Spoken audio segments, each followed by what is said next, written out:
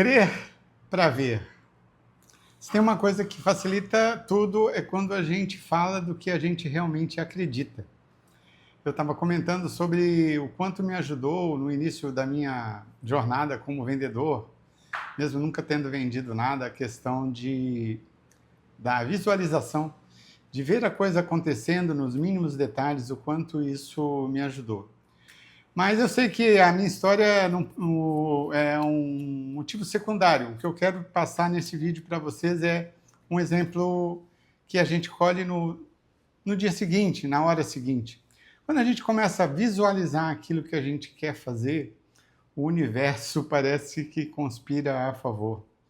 Essa noite, por algum motivo, eu perdi o sono e acordei, sei lá, antes das 4 da manhã. E revendo meus hábitos e tal, olhei para minha estante e falei, poxa, tantos livros que eu gostava tanto de ler e parei algum tempo de ler, por que você, já que você está sem sono, você não lê um livro qualquer? E aí eu peguei um livro, o primeiro que estava à mão, e é esse livro aqui, um livro que já foi escrito há bastante tempo, é daquela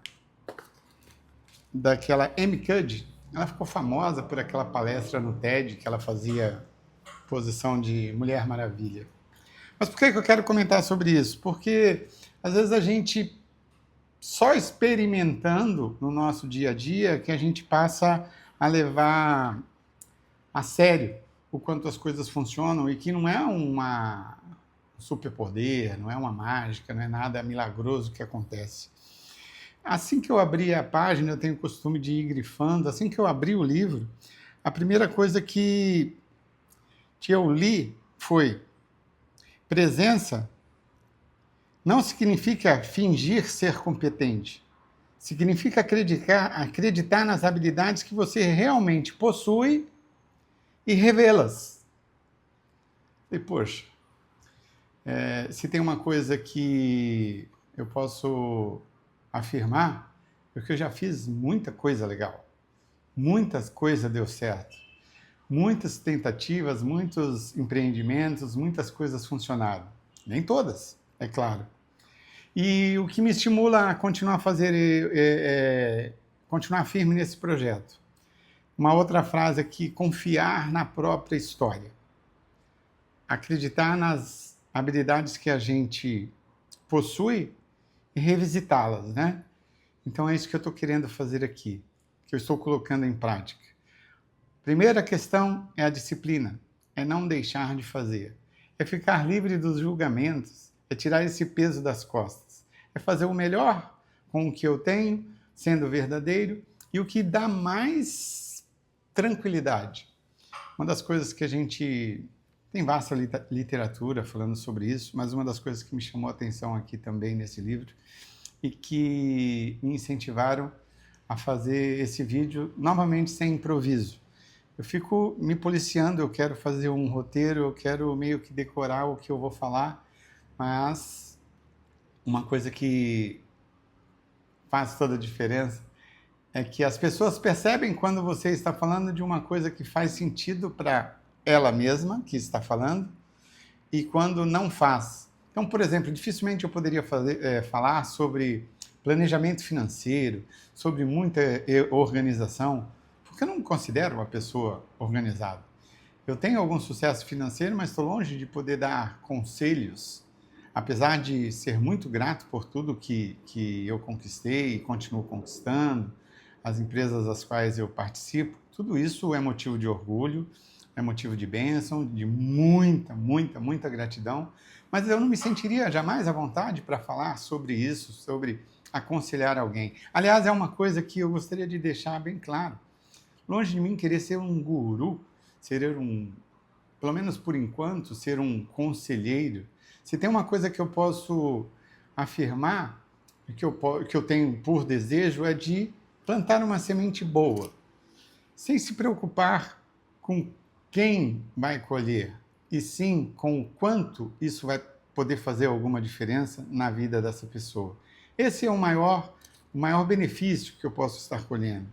Como já comentei antes, a questão da lei da semeadura. Eu sei que pode parecer até um pouco egoísta, Mas eu tenho convicção. Quanto mais eu fizer por alguém, mais eu vou colher. É uma lei. E isso pode parecer egoísta, mas é uma coisa que também motiva. Se tem uma coisa que me faz bem, eu puder, com isso, colher algum retorno positivo, por que não fazê-lo? Então, eu prometo não me estender muito, eu vou continuar compartilhando minha rotina. Inclusive, uma das coisas que eu queria comentar, uma das coisas que me frustram muitas vezes, ou me frustravam, é quando eu pego alguns Mega Master Power que tem aí no YouTube, pessoas altamente bem-sucedidas, ricas, milionárias, bilionárias, e realmente tem lições valiosíssimas que é importante a gente procurar saber, autobiografias, histórias de sucesso, as dicas, né? Mas só que às vezes parece que é um mundo tão distante da minha realidade, no caso, às vezes da nossa realidade, que de certa forma, ainda que seja errado pensar desse jeito, eu não me sinta tão motivado a acompanhar aquele processo por parecer uma realidade distante. Então, um dos insights que eu tive, bem, Sidney, você está longe de ser um milionário mega bem master, bem sucedido, mas você é uma pessoa comum, como 98, 97% da população mundial é. Ou seja, a sua história, ainda que não seja de um super atleta, de um mega é, é, empresário, pode servir de referência para destravar alguns projetos que as pessoas queriam colocar em prática e por medo do julgamento, por medo de falhar, nunca colocaram em prática. Então veja, se eu, como um simples mortal, que se com isso, com a minha história verdadeira e pessoal, eu puder contribuir para a sua história de vida e de alguma forma promover pequenas mudanças, como o hábito da leitura. Eu sempre gostei de ler e hoje, o que a gente faz, né, com o nosso tempo? O bem mais precioso que existe hoje no mercado mundial. Não preciso ser nenhum especialista em finanças. Chama-se atenção. A gente sabe que os 3 primeiros segundos de um Stories, de um Reels, são decisivos para a pessoa continuar assistindo ou não. Os 30 primeiros segundos desse vídeo, dos vídeos do YouTube, a pessoa passa para o lado, ou pula o vídeo, ou deixa de assistir ou não. Ou seja, o bem mais precioso que existe, que é a nossa atenção, o nosso tempo, muitas das vezes a gente está desperdiçando. Então, uma das coisas que eu já estou novamente me policiando. Assistir TV, você pode cronometrar, você liga a televisão e se tiver no noticiário, é uma enxurrada de notícia ruim, roubou, matou, estuprou, degolou. É claro que nós não vamos ser alienados, mas, poxa, o que eu posso fazer por tudo que já aconteceu? Se não tomar meus cuidados, minhas precauções com as pessoas que eu amo, aconselhar. Só que tudo isso nós já estamos cansados de saber.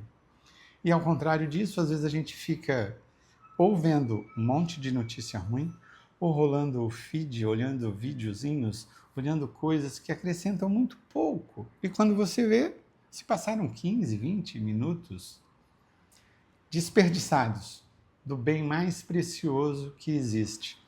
Voltando na questão da leitura. Eu estava sem sono, levantei e falei assim, eu vou ler nem que seja por 10 minutos. Me recuso a parar de ler em menos de 10 minutos. Porque o cérebro é assim, ele quer conforto, né? Ele quer sair, ele se recusa a qualquer coisa que exija gasto de energia. E eu comecei a ler, e eu acho que um dos segredos também da gente adotar o prazer de ler, adotar a leitura diária, ele é exatamente sobre um assunto que você gosta. Porque ler sobre alguma coisa, ler já é um ato de esforço. E se for para ler alguma coisa que você não tem tanto interesse no assunto, dificulta ainda mais. Então, para finalizar, eu sentei para ler 10 minutos e quando fiz um café e quando eu percebi, eu tinha lido 1 hora. E foi muito gratificante, porque de 10 em 10 minutos, de 15 em 15 minutos ou de 1 em 1 hora, eu tenho certeza que isso somado, que eu e você podemos fazer, de agregar valor, de trazer conteúdos que realmente mudem de alguma forma a nossa vida, o nosso relacionamento, por que não, as nossas finanças, por que não fazê-lo? Eu não sou muito chegado a futebol e eu fico assim espantado as pessoas. Eu tenho um amigo que sabe a escala do jogo do Palmeiras de 1970, sei lá. Ele sabe o nome dos jogadores e tal. E tantas outras pessoas que acompanham, e tudo bem, né? Futebol, quem sou eu para questionar? Só que não cabe um espacinho de 2 ou 3 minutos para buscar algum assunto do próprio interesse que agregue valor à sua própria vida, ao seu relacionamento, às suas finanças, à sua saúde. Tony Robbins é quem diz, né? Se você não tem 10 minutos para se dedicar à sua vida diariamente, então você não tem uma vida. Você está só sobrevivendo. Você já acorda no furacão, toma banho, toma café e corre para o trabalho, e isso se repete, e você não para nem mesmo 10 minutos para alimentar o seu espírito, o seu intelecto. Pensa nisso.